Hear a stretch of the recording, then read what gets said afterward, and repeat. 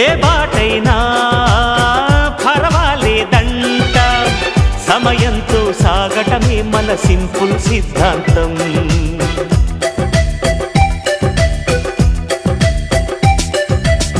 చిరుగాలికి పరిమళమిచ్చే సిరిమల్లెల వనమై ఉందాం, గగనాన్ని నేలను కలిపే హరివిల్లుల బంతెన అవుదాం.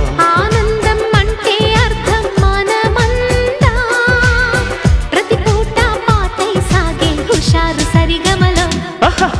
ఎన్నో ఎన్నో రాగాలుండే సంగీతం కాదా, చల్లకి నవ్వుల కేరింత.